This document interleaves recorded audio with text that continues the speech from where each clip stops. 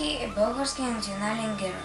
Герой, защото посвещава живота си на борбата за освобождение на България. Той е роден на 18 юли 1837 г. в Карлово, тогава град в Османската империя. Левски е знаел, че някога българите са имали своя държава и е мечтал за чиста и свята република. Животът му не е бил лек. Той е имал двама братя и две сестри. В началото е учил в родния си град, но когато става на 14 години, баща му умира и грижата за семейството му пада върху него и по-големия му брат Христо. Започва да учи абаджилък. Това е занаят, при който се изработват дрехи от дебел план. След това става послушник при войча си архимандрит Василий. Учи Стара Загора и изкарва курс за свещеници в Пловдив. Когато става на 21, Левски приема монашеството и става дякон Игнатий в Сопотския манастир, а на следващата година е ръкоположен за еродиакон в Карлово. 3 години по-късно се включва в първата българска легия на Георги Раковски в Белград.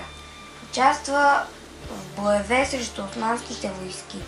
Според легендите там получил своето прозвище Левски, което означава лъвски, заради храбростта и лъвският му скок.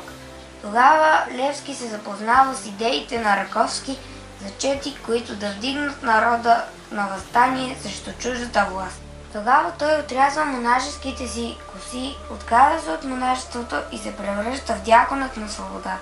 Решава да стане учител, за да учи хората на идеите за освобождение чрез въоръжено въстание. След това Левски заминава за Румъния, където се запознава с Христо Ботев и двамата мечтаят за една свободна България, докато живеят в изоставена мелница край град Букурещ.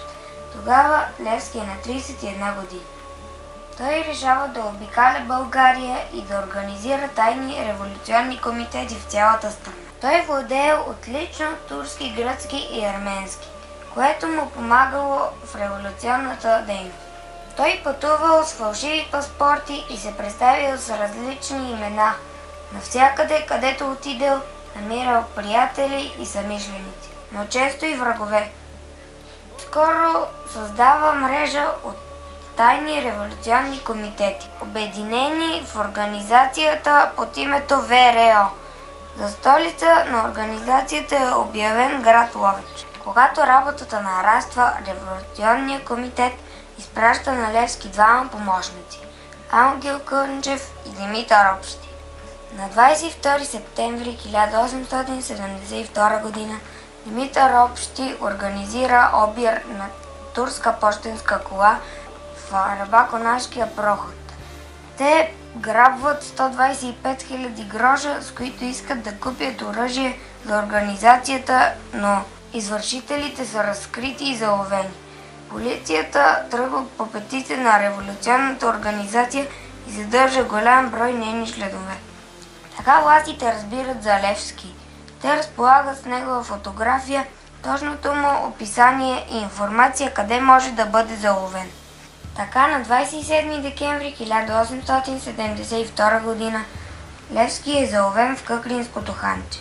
На 18 февруари 1873 Левски е обесен в околностите на град София.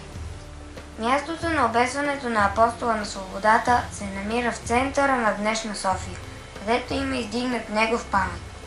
Всяка година на 19 февруари ние полагаме цветя пред паметника на Левски, апостолът на свободата. И днес всички ние сме длъжни да пазим спомена и заветите на всички млади българи, умрели в името на свободата на нашата хубава родина – България. И да помним, че да бъдем равни с другите европейски народи зависи от нашите собствени дружни сили.